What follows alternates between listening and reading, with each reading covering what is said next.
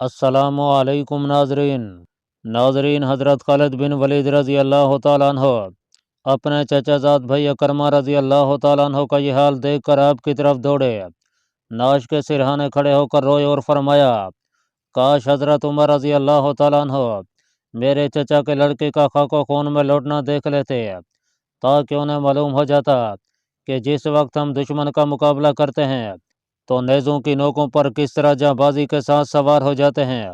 کہتے ہیں کہ جنگ اس ہولناک منظر کو پیش کرتی رہی، حتیٰ کہ رات کی تاریکی نے مقتول کی نعشوں کو چھپانے کے لیے اپنا سیاہ پردہ ڈالنا شروع کیا۔ رومی شہر کی طرف لوٹے اور انہوں نے دروازے بند کر کے شہر پناہ کی دیواروں سے حفاظتی کام شروع کر دیا۔ مسلمان اپنے خیموں کی طرف پلٹے اور تمام رات پہرا دے دے کر رات بسر کی۔ صبح ہوئی تو برگاہ خدا بندی کی حاضری دے کر حضرت ابو عبیدہ بن جراح رضی اللہ تعالیٰ عنہ نے مسلمانوں کو مخاطب کر کے فرمایا، یا معاشر المسلمین، اگر اس قوم نے تمہیں روک دیا تو کیا حرج ہے؟ دل کیوں توڑ دیے؟ ہزیمت اگر ہوگی تو کیا ڈر ہے؟ کیوں ان سے خوف کھایا؟ اللہ جل جلالہ و عما نوالہ تمہاری پوری حفاظت فرمائیں گے۔ اگر تمہاری دلی تمنا یہی ہے کہ رومی شہر کے بحر تمہارے قبضہ میں آ جائیں تو ایسا ہی ہوگا۔ اللہ تبارک و تعالیٰ نے ہمیشہ ان کے سرداروں پر تمہیں مظفر و منصور فرمایا اور ان کے قلعوں اور شہر پناہوں کو ایک دم میں تمہارے ہاتھوں سے فتح کرا کے رکھ دیا۔ پھر یہ کیسی بزدلی کوتاہی اور کمی ہے؟ اللہ تبارک و تعالیٰ تمہارے ہر حال سے مطلع ہیں۔ حضرت خالد بن ولید نے فرمایا، سردار، بات دراصل یہ ہے کہ یہ رومی شاہ سوار نہایت دلیر بہادر اور شیر آدمی ہیں۔ ان میں بازاری اور بزدلے نہیں ہیں کہ لڑائی میں کسی طرح کی کوتاہی کر سکیں۔ آپ خود جانتے ہیں کہ وہ کس طرح نڈر ہو کر ہمارے مقابلے کے لیے نکلے تھے۔ آپ نے فرمایا، پھر اے ابا سلیمان، اللہ تعالیٰ تمہیں جزائے خیر عنایت کریں، تمہاری کیا رائے ہے؟ آپ نے کہا، ایھا الامیر، میری رائے یہ ہے کہ ہم اپنے اونٹ خچر وغیرہ چھوڑ کر ذرا پیچھے ہٹ جائیں اور اس طرح اس قوم کو ایک میدان میں لے آئیں۔ ہمارے ہٹنے سے یہ ہمارا تعاقب کریں گے اور جس وقت یہ شہر پناہ سے دور ہو کر ہم سے قریب ہو جائیں گے تو پھر ایک دم ہم ان پر ٹوٹ پڑیں گے اور اپنے بھالوں کی نوکوں پر انہیں رکھ رکھ کر ان کی پیٹھوں کو توڑ دیں گے۔ آپ نے فرمایا، ابو سلیمان، واقعی تمہاری رائے بہت صائب ہے، ہم اسی طرح کریں گے۔ ناظرین، کہتے ہیں کہ مسلمانوں نے آپس میں طے کر لیا کہ اپنے ڈیرے اور خیموں کو چھوڑ کر آج رومیوں کے لیے میدان ذرا وسیع کیا جائے گا۔ آفتاب نے جب اپنی حکومت دنیا کے تمام حصوں پر شروع کر دی تو رومیوں نے دروازے کھول کے جنگ کی تیاری شروع کی۔ عربوں نے اس میں تقصیر دکھلائی اور خوف و ہلاکت ان پر ظاہر کر کے اپنا پلہ کمزور کر لیا۔ جس وقت سورج کی کرنیں چمکنے لگیں، شعاعیں پھیل پھیل کر نیزوں اور تلواروں کی طرح آبدار نظر آنے لگیں، جنگ نے اپنی اصلی حالت اختیار کی تو رومیوں نے مسلمانوں کو کمزور دیکھ کر انہیں ہاتھوں ہاتھ صفحہ ہستی سے حرف غلط کی طرح مٹا دینا چاہا اور آگے بڑھے۔ عربوں نے یہ دیکھ کر محاذ کو چھوڑ کے ہزیمت کھانی شروع کی اور پیچھے ہٹتے ہٹتے میدان جنگ سے پوچھ دے کر بھاگ پڑے۔ حضرت سراقہ بن قادم نقی، جو فتوحات شام میں موجود رہے ہیں، بیان کرتے ہیں کہ جس وقت ہم ہزیمت کھا کے محاذ چھوڑ کے بھاگے تو رومیوں نے ہمارا تعاقب کیا۔ مریض 5000 کا لشکر لے کر ہمارے پیچھے چلا۔ یہ لشکر نہایت سخت اور جاں باز تھا۔ ہم شکست کھا کے اس طرح بھاگے کہ گویا زرہ اور جوسیہ کے میدان میں جا کر پناہ لیں گے۔ رومی بہادر اور ان کے سردار چونکہ برابر بڑھے چلے آ رہے تھے، اس لیے وہ ہم تک پہنچ گئے۔ انہوں نے ہمارے ان مال و اسباب کو جو ہم چھوڑ کر بھاگے تھے طمع کی وجہ سے لوٹنا اور غارت کرنا شروع کر دیا۔ اہل حمص لوٹ مار میں مشغول تھے اور مریض اپنی فوج لیے ہوئے مسلمانوں کے تعاقب میں بڑھتا چلا جا رہا تھا۔ جس وقت رومی اس تدبیر سے پوری طرح میدان میں نکلے تو سپہ سالار اعظم جناب حضرت ابو عبیدہ بن جراح رضی اللہ تعالیٰ عنہ نے بلند آواز سے فرمایا، بہادرو، پھاڑنے والے درندوں اور مار مار کر گرا دینے والے عقابوں کی طرح پلٹ پڑو۔ مسلمان یہ سنتے ہی ٹوٹنے والے ستاروں کی طرح پلٹے اور بکھرے ہوئے شیروں کی طرح غراتے ہوئے ان کی طرف لپکے۔ مریض اور اس کی جمعیت کو گھیر کر چاروں طرف سے ایک مستدیر حلقہ میں آنکھ کی سیاہی کی طرح لے لیا۔ رومی ان کے وسط میں سیاہ بیل کے سفید تل کی طرح نظر آنے لگے۔ رومیوں نے کمانوں پر چلے چڑھائے، مسلمانوں نے نیزے ہاتھ میں لیے اور انہیں سنبھال سنبھال کر ان کی طرف جھپٹے اور دائیں بائیں نیزوں کے ہاتھ دکھلا دکھلا کے ان کی جمعیت کو توڑ کے پھینک دیا۔ عطیہ بن قہر زبیدی رحمۃ اللہ علیہ کا بیان ہے کہ رومی ہمارے اس طرح پلٹنے اور میدان میں جم کر لڑنے سے ہماری طرف بڑھے اور حملہ کر دیا۔ لڑائی کا بازار اب پوری طرح سے گرم ہو گیا تھا۔ حضرت خالد بن ولید رضی اللہ تعالیٰ عنہ جو اس وقت ایک سرنگ گھوڑے پر سوار تھے اور مسئلہ جوشن جو فتح بلبک کے وقت والی بلبک نے آپ کو ہدیہ میں دیا تھا، پہنے ہوئے سرخ امامہ جو آپ لڑائی میں ہمیشہ لگایا کرتے تھے، لگائے ہوئے وسط لشکر سے آگے بڑھے۔ آپ جوش و خروش میں جھومتے ہوئے میدان میں آئے، تلوار سونت کر ہاتھ میں لے لی اور میان سے کھینچ کر حرکت دی۔ پھر یہ بجلی کی طرح چمکی، شعلے اڑ اڑ کر خرمن ہستی کو تباہ کرنے لگے اور رومی اس کی آتش فشانی کو دیکھ دیکھ کر مرنے سے پہلے دم توڑنے لگے۔ آپ نے قہر بانی آواز سے للکار کر فرمایا، جس شخص نے اپنی تلوار ننگی کر لی، ارادے کو مضبوط بنا لیا اور دشمنوں کے قتل میں پوری مستعدی سے کام لیا، رحمان و رحیم اس پر رحم فرمائے۔ یہ سنتے ہی مسلمانوں نے تلواریں سونت لیں اور رومیوں پر اس طرح جا پڑے جیسے شکار پر پرندے۔ حضرت معاذ بن جبل رضی اللہ تعالیٰ عنہ 500 سواروں کا ایک دستہ لے کر مال و اسباب کی طرف متوجہ ہوئے اور ان رومیوں پر جو انہیں لوٹنے میں مشغول تھے ٹوٹ پڑے۔ رومی اس میں اس قدر منہمک تھے کہ جب انہیں نیزوں کی نوکوں نے چاروں طرف سے آگ کے شعلوں کی طرح اپنی لپیٹ میں لے لیا، تب انہیں معلوم ہوا کہ دشمن ہم پر آ گرا۔ ادھر حضرت معاذ بن جبل نے بلند آواز سے فرمایا، جوانان عرب، ایسا نہ ہو کہ رومیوں کا کوئی آدمی ہمارا مال و اسباب لے کے شہر میں گھس جائے، پہلے دروازوں پر قبضہ کر لو۔ یہ سنتے ہی کچھ مسلمان دروازوں کی طرف دوڑے۔ رومیوں نے جو مسلمانوں کا مال و اسباب اٹھائے ہوئے تھے، یہ حال دیکھا تو مال و اسباب پھینک کر لڑائی کی طرف متوجہ ہوئے اور یہاں بھی ہنگامہ قتل برپا ہو گیا، مگر رومی تاب مقابلہ نہ لا سکے۔ کچھ قتل ہوئے اور کچھ بھاگ پڑے۔ صہیب بن سیف فزاری رحمۃ اللہ علیہ کہتے ہیں کہ واللہ مریض کے 5000 سپاہیوں میں سے 1000 بھی بھاگ کر نہیں بچے، زیادہ سے زیادہ 100 آدمی اس کے بچ کر بھاگے ہوں گے۔ ہم نے دروازوں تک ان کا تعاقب کرنا شروع کیا۔ اب ان پر سخت مصیبت نازل ہو رہی تھی اور پوری طرح کٹ کٹ کے گر رہے تھے۔ شہر میں چونکہ عواصم وغیرہ کے لوگ تھے اور یہاں کے عوام الناس دروازوں سے باہر نکل آئے تھے، اس لیے ان پر سخت مصیبت کا پہاڑ ٹوٹ رہا تھا۔ سعید بن زید رضی اللہ تعالیٰ عنہ کہتے ہیں کہ فتح ہمس کے روز میں بھی موجود تھا اور میں سب سے زیادہ اس بات کا حریص ہو رہا تھا کہ مقتولین کی تعداد معلوم کر سکوں۔ میں نے 5-6 ہزار مقتولین کا سوائے ان لوگوں کے جو زخمی اور قیدی تھے اندازہ لگایا اور ان کی اس قدر تعداد معلوم کر کے حضرت ابو عبیدہ بن جراح کو خوشخبری دی۔ جس وقت لڑائی کے شعلے ٹھنڈے ہو گئے تو مسلمانوں نے مال غنیمت کے کپڑے، زرہیں، تتاری، گھوڑے، مال و اسباب جمع کر کے حضرت ابو عبیدہ بن جراح کی خدمت میں پیش کیا۔ آپ نے بیت المال کے لیے اس کا 5واں حصہ نکال کے باقی تمام مسلمانوں پر تقسیم فرما دیا۔ کہتے ہیں کہ قتل اور دار و گیر کی وجہ سے مقتولین کے ورثاء میں شہر کے اندر آہو و ویلا اور شور و فریاد کی چیخیں اٹھنے لگیں۔ رؤساء اور مشائخ شہر نے رہبان اور پادریوں سے ہمس کے بارے میں مسلمانوں کو سپرد کر دینے کے متعلق گفتگو کی۔ رؤساء اور ان کے علماء دین کے صلاح و مشورہ کے بعد حضرت ابو عبیدہ بن جراح رضی اللہ تعالیٰ عنہ کی خدمت میں حاضر ہوئے اور آپ سے شہر کے سپرد کر دینے نیز آپ کی ذمہ داری اور امان میں آنے کے لیے درخواست کی۔ آپ نے ان سے صلح کر لی اور وعدہ فرمایا کہ تا وقت یہ کہ ہمارے اور ہرکل کے مابین کچھ تصفیہ یا فیصلہ کن جنگ نہ ہو جائے، اس وقت تک ہم تمہارے شہر میں داخل نہیں ہوں گے۔ تم اب سے ہماری امان اور صلح میں ہو۔ اہل ہمس نے مسلمانوں کی تعظیم و تکریم کی غرض سے انہیں اپنے یہاں ٹھہرانا اور رسد دینا چاہا، مگر حضرت ابو عبیدہ بن جراح نے اس کا انکار کیا اور کوئی مسلمان واقعہ یرموک سے پہلے تاکہ رومیوں کے دلوں میں مسلمانوں کا عدل اور نیک خواہی مربوط ہو جائے ہمس میں داخل نہیں ہوا۔ جریر بن عوف بسلسلہ روایات حضرت نجار رحمۃ اللہ علیہ سے روایت کرتے ہیں کہ مریض کے قتل کے بعد جب اہل ہمس سے صلح ہو گئی تو اہل شہر نے باہر نکل کر اپنے مقتولین کو دفن کیا۔ مسلمانوں نے بھی شہداء صحابہ رسول اللہ صلی اللہ علیہ وسلم کی تفتیش کی، جن کی مجموعی تعداد 235 تھی۔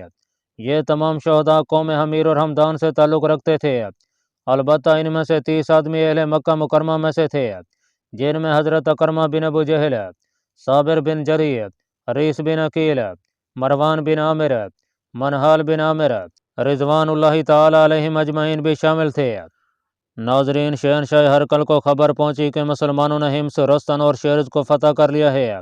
नीज वो हिदाया जो वाली हिम्स के लिए रवाना किए गए थे वो भी उन्होंने रास्ता में ही छीन लिए हैं। यह सुन के उसे सख्त रंज हुआ और वह उन फौजों का जो अक्साए बलाद रोम से उसने अपनी मदद के लिए तलब की थी इंतज़ार करने लगा।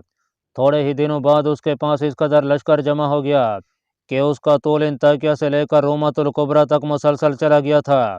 उसने उसमें से एक लश्कर मुरतब करके कैसारिया यानी साहिल शाम की तरफ रवाना किया ताकि वो सूर्य आकार, तराबलुस, बेरूत और तिब्रिया की हिफाजत कर सके। दूसरा बैतुल मकदस की जानब इस हिफाजत की गर्ज से भेजा और ख़ुद कौम महान अरमना की जो मुल्क अरमन की क़ियादत में थी इंतज़ार करने लगा। वाली अरमन ने मुसलमानों के मुकाबला के लिए इस कदर फ़ौज जमा की थी कि किसी दूसरे बादशाह ने इतनी तैयार नहीं की थी। आखिर कुछ दिनों बाद वाली अरमन भी अपनी जमीयत को लेकर हरकल की तरफ चला और जिस वक्त ये करीब पहुंच गया तो हरकल खुद अरबाब दौलत के साथ उसके इस्तकबाल के लिए निकला। हरकल तमाम अफवाज के सरबराहों का मुखातब करके कहने लगा कि मैं चाहता हूं कि तुमसे एक सवाल करके इसका जवाब लूँ। क्या आप हजरात मुझे इसका जवाब दे सकते हैं? वालियान मुल्क और यान सल्तनत ने कहा, आप जो चाहें दरियाफ्त कर सकते हैं। उसने कहा कि इस ज़माने में तुम्हारे बराबर किसी की तादाद नहीं है। अरबों से मदद और कुम्मत के एतबार से तुम बड़े हुए हो। फ़ौजें तुम्हारी ज़्यादा हैं। शुजात डेल डोल में तुम उनसे ज़्यादा हो। क़ुव्वत व अज़मत में वो तुम्हारी बराबरी नहीं कर सकते। फिर ये शिकस्त पर शिकस्त और हज़ीमत पर हज़ीमत कैसी है? हालांकि तुम वही हो कि जिनकी सतूत और दबदबा से तुर्क फ़रस और जरम का कांपा करते थे और तुम्हारी हर्ब व ज़रब से उनके बदनों में लर्जा पड़ जाता था। तुम्हारी तरफ उन्होंने कई मरतबा रुख किया मगर हमेशा मुँह की खाकर उन्हें तुम्हारे मुकाबले में भागना ही पड़ा। अब कहाँ गई तुम्हारी वो अज़मत है और कहाँ चली गई वो शान व शौकत है? कहते हैं कि बादशाह के ये अल्फाज सुनकर सब खामोश हो गए और किसी से इसका जवाब न बन पड़ा। फिर रोम के उन सरदारों ने शाह हरकल से कहा कि अब हमारी मदद के लिए इस वक्त इतना लश्कर जमा हो गया है कि दुनिया के किसी बादशाह के पास इतना कभी जमा नहीं हुआ। नीज़ हम खुद अरबों से लड़ेंगे और कार-ए-ज़ार जंग में पूरे इस्तक़लाल के साथ काम करेंगे। मुमकिन है कि ईसा हमारी मदद करें और अगर हम मगलूब ही हो गए तो हमारी निजात हो जाएगी।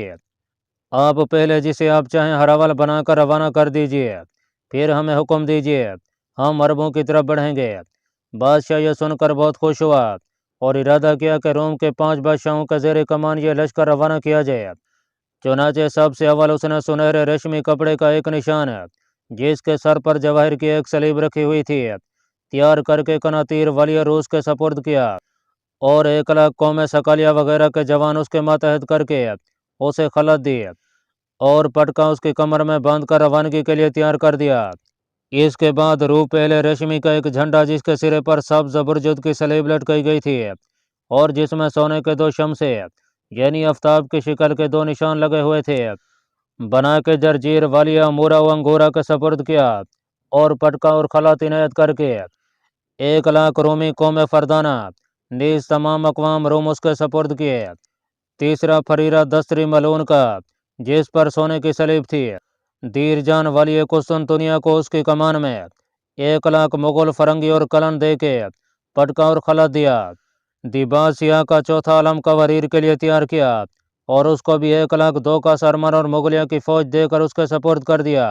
5वां निशान जो दरो जवाहरात से मुरस्सा था और जिसमें सोने का दस्ता और याकूत अहमर की सलीब लटकी हुई थी महान हाबान वाली अरमन को जिसे बादशाह उसकी शुजात और तदबीर की वजह से बहुत ज़्यादा अजीज रखता था और यह असाकर फ़ारस और तुर्कों को चंद मरतबा शिकस्त दे चुका था दिया गया। जिस वक्त बादशाह ने उसके वास्ते निशान तैयार किया तो खुद अपने कपड़े खलत में दिए, पटका उसे पहनाया और कहा, बहान मैं तुझे इस तमाम लश्कर का सिपा सलार आज़म मुकर्रर करता हूँ। तेरे सामने किसी का हुक्म नहीं चलेगा बल्कि ये तमाम कमांडर तेरे हुक्म के मातहत होंगे। इसके बाद मकनातीर, जर्जीर और दीरजान और कवारीर को जो इस लश्कर के दूसरे सलार थे मुखातब करके कहने लगा, तुम्हारी फौजें और सलेबी निशान बहान के अलम के मातहत होंगे। तुम कोई काम बगैर इसकी सलाह मशवरा के नहीं कर सकते बल्कि हर काम के लिए इसकी मंजूरी हासिल करनी होगी। अरब को जहाँ कहीं वह हों तलाश करके उन्हें उनके कैफरे किरदार का मज़ा चखा दो, बोझदिली को पास न आने दो اور اپنے دین قدیم کے لیے ان سے خوب دل کھول کر لڑو۔ جانے کے لیے 4 راستے مقرر کر لو۔ ایک راستہ اتنی وسعت نہیں رکھتا کہ تم اس میں سما سکو، نیز ایک ساتھ چلنے سے زمین اور اس کے باشندے تمام ہلاک ہو جائیں گے۔ اس کے بعد اس نے جبلہ بن احم غسانی کو خلعت دے کر نصرانی عرب قوم غسان لحم و جزام اور عاملہ اس کی کمان میں دے دیے، اور کہا کہ تم ہراول پر رہو، کیونکہ ہر چیز اپنی جن سے مغلوب ہوا کرتی ہے اور لوہے کو لوہا ہی کاٹتا ہے۔ پھر پادریوں کو حکم دیا کہ انہیں محمودیہ کے پانی میں نہاؤ، قربانی کرو اور ان پر نماز جنازہ پڑھو۔ چنانچہ ایسا ہی کیا گیا۔ راشد بن سعید ہمیری بیان کرتے ہیں کہ میں فتوحات شام میں شروع سے آخر تک رہا ہوں۔ مجھے لشکروں کی تعداد معلوم کرنے کا بہت شوق تھا۔ جس وقت عساکر روم یرموک کے میدان میں بالکل ہمارے قریب پہنچ گئے تو میں نے ایک اونچی جگہ پر چڑھ کر ان کے نشانات شمار کیے، جن کی تعداد 20 نشان تھے۔ یرموک کے میدان میں جب رومی پڑاؤ کر چکے تو حضرت ابو عبیدہ بن جراح نے روماس والی بصرہ کو ان کی تعداد معلوم کرنے کے لیے روانہ کیا۔ آپ اپنا لباس تبدیل کر کے ایک دن ہم سے غائب رہے۔ جس وقت آپ آئے تو ہم حضرت ابو عبیدہ بن جراح کے پاس جمع ہو گئے۔ آپ رضی اللہ تعالیٰ عنہ نے ان سے دریافت کیا تو انہوں نے کہا، ایھا الامیر، ان کا آپس میں تذکرہ تھا کہ ہماری تعداد 10 لاکھ ہے۔ اب میں نہیں جانتا کہ آیا وہ یہ تعداد اس غرض سے بیان کرتے ہیں کہ ہمارے جاسوس ان کی یہ تعداد سن کر ہم سے اتنی بیان کریں اور ہم کثرت تعداد کو سن کر ان سے خائف ہو جائیں، یا واقعی ان کی تعداد یہی ہے۔ آپ نے فرمایا، روماس، تمہیں تو ان کے متعلق اچھی طرح معلومات ہیں۔ رومیوں کے ہر نشان کے نیچے کتنی فوج ہوا کرتی ہے؟ انہوں نے کہا کہ ہر نشان کے ماتحت 50,000 کا لشکر ہوا کرتا ہے۔ آپ نے فرمایا، اللہ اکبر، تم دشمنوں پر فتح مندی کی خوشخبری دے دو۔ اس کے بعد آپ نے یہ آیت تلاوت کی، جس کا ترجمہ ہے کہ اکثر جگہ تھوڑی سی جماعت اللہ تبارک و تعالیٰ کے حکم سے بہت بڑی جماعت پر غالب ہو گئی، اور اللہ تبارک و تعالیٰ صبر کرنے والوں کے ساتھ ہیں۔ چونکہ 50,000 کے ہر لشکر کو ایک ایک نشان حاصل تھا، اور یہ کل 20 نشان تھے، جن کا مجموعہ 10 لاکھ فوج بنتی ہے۔ ناظرین، حضرت ابو عبیدہ کے مشورہ طلب کرنے پر کہ افواج اسلام کو کفار کی فوجوں کے مقابلہ کے لیے کہاں پڑاؤ کرنا چاہیے، حضرت خالد بن ولید رضی اللہ تعالیٰ عنہ نے فرمایا، اے امیر، آپ اس بات کو یاد رکھیں کہ اگر آپ یہیں اقامت گزیر ہیں تو آپ خود اپنے دشمنوں کے اپنے مقابلے میں اعانت کریں گے، کیونکہ یہ جابیہ کیساریہ سے قریب ہے، اور کیساریہ میں ہرقل کا بیٹا قسطنطین 40,000 کی جمعیت لیے پڑا ہے۔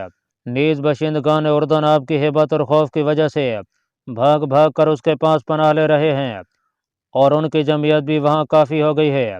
اس لیے میں آپ کو مشورہ دیتا ہوں کہ آپ یہاں سے اس طریقہ سے کوچ کیجیے کہ گویا ہم دشمن کا استقبال کر رہے ہیں۔ آپ ازریات کو پس پش چھوڑ کر یرموک کے میدان میں پڑاؤ کیجیے۔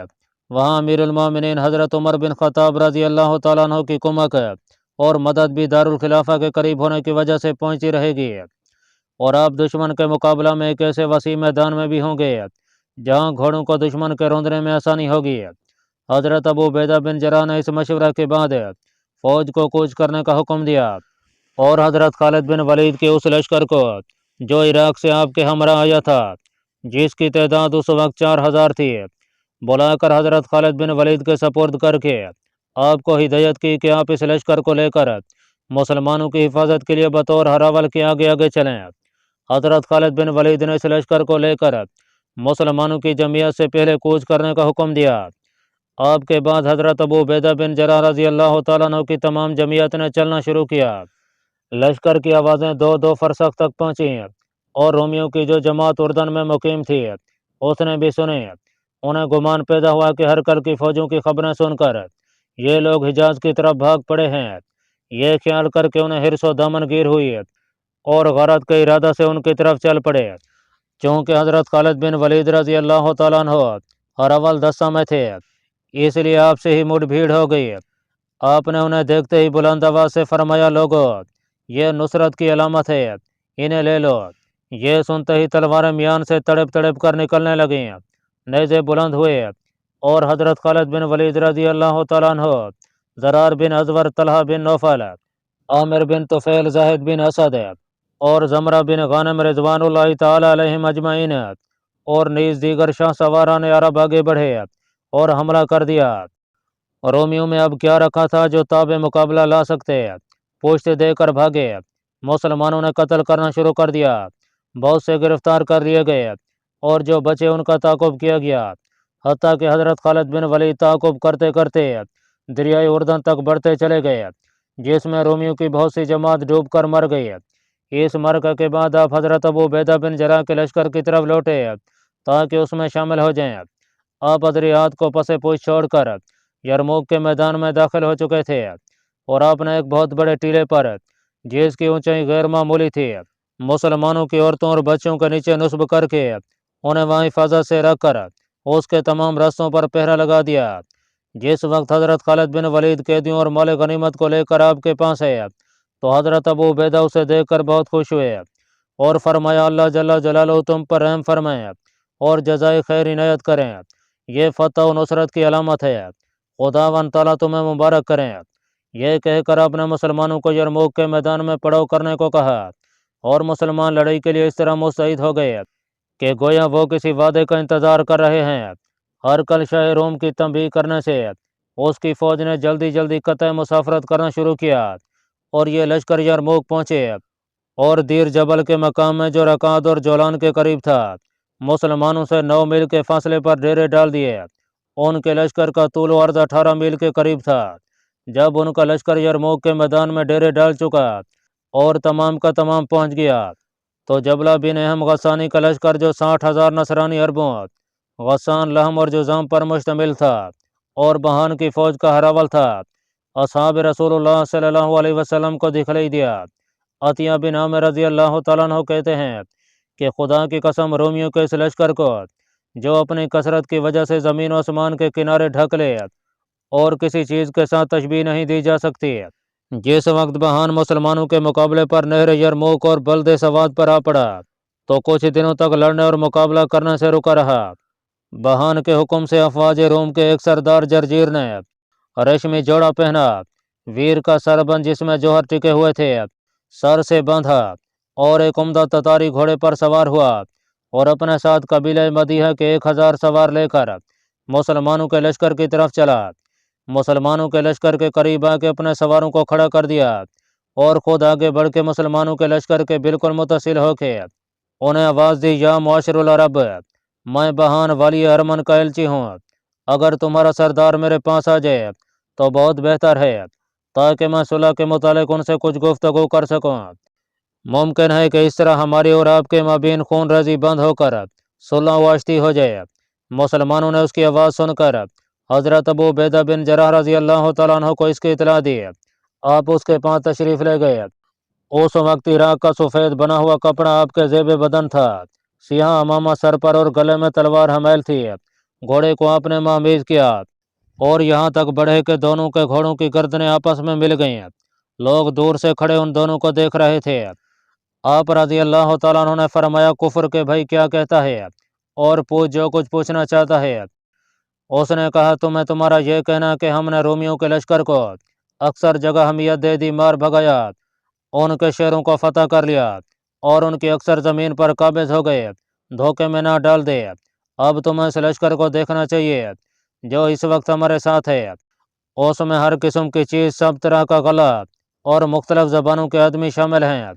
रोमियो और अरमनों वगैरह ने आपस में हलफ कर लिया और उनके दरमियान मुआहदा यह तय हो चुका है कि तवक्त ये कि हमारा एक आदमी भी मैदान में बाकी रहेगा। हम उस वक्त तक मुकाबला से हजीमत खाकर कभी नहीं भागेंगे।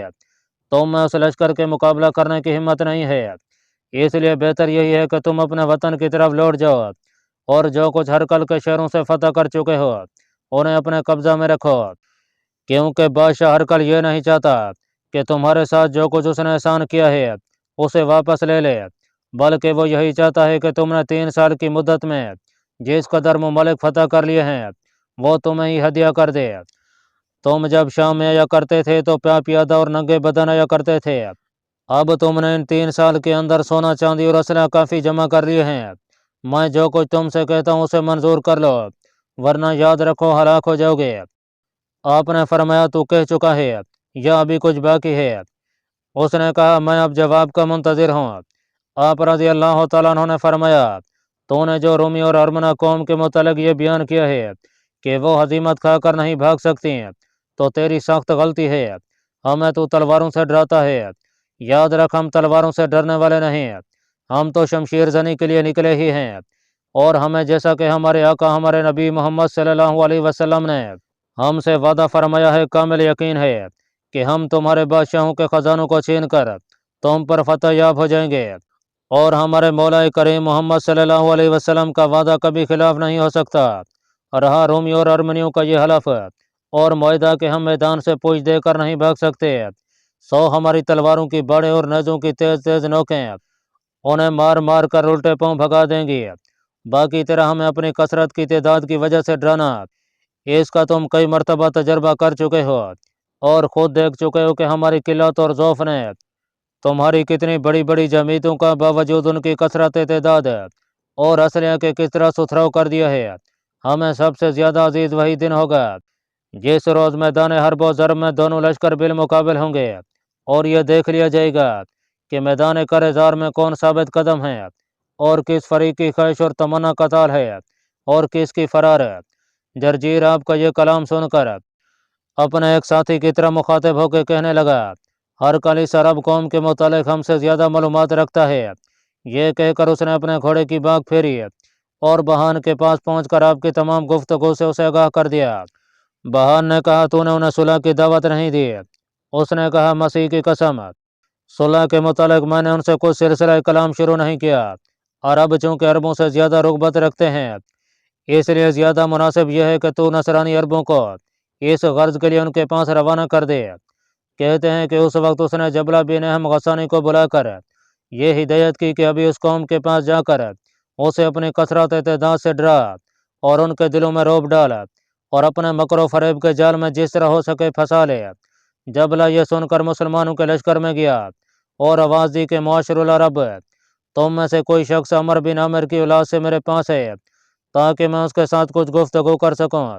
हज़रत अबू उबैदा बिन जराह ने उसकी आवाज़ सुन के मुसलमानों से मुखातिब होकर फरमाया, रोमियो ने अब तुम्हारे अबनाए जिन्स को रवाना किया है ताकि सुलह रहम और कराबत की आड़ में तुम्हारे साथ कोई मकर फरेब कर सकें। तुम्हें अंसार में से किसी शख्स को जो अमर बिन आस की औलाद में से हो उसके पास रवाना कर देना चाहिए। अल्लाह पाक कमी बेशी माफ़ फरमाए। अल्लाह आपका हामी और नासिर हो। आमीन।